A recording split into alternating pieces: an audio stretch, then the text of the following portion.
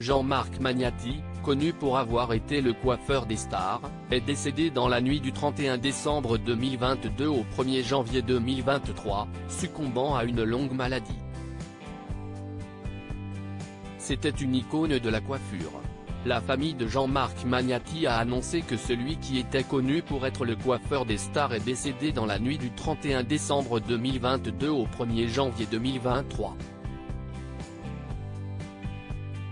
Les proches de cette personnalité très réputée dans le monde de la mode, du cinéma ou encore de la musique, ont précisé qu'il s'était éteint à Genève, en Suisse, où il vivait. L'homme de 80 ans était atteint d'une grave maladie depuis plusieurs années. Il était père de 2 enfants dont un garçon prénommé Elliot, qui a indiqué dans un communiqué: « C'est avec une très grande émotion que nous avons appris la disparition de Jean-Marc Magnati, la nuit de la Saint-Sylvestre. » Jean-Marc Magnati, le coiffeur des stars. Jean-Marc Magnati avait commencé sa carrière à l'âge de 17 ans seulement, indique sa biographie sur le site internet de sa marque. Il est d'abord coiffeur studio pour les magazines Elle et Marie Claire, avant d'ouvrir son premier salon dans le 16e arrondissement de Paris, en 1970.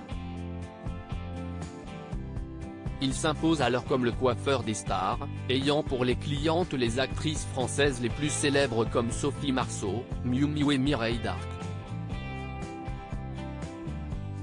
Il est aussi à l'origine de certains looks du chanteur américain Prince ou encore de Mylène Farmer. CAD a également exercé ses talents dans les coulisses des défilés de grandes marques de mode comme Karl Lagerfeld, Sonia Rykiel et Courrèges. Alexandre Proty, directeur des 4 salons de coiffure Jean-Marc Magnati, a souligné l'exigence de son savoir-faire. Il nous a transmis la passion de la coiffure, a-t-il rendu hommage.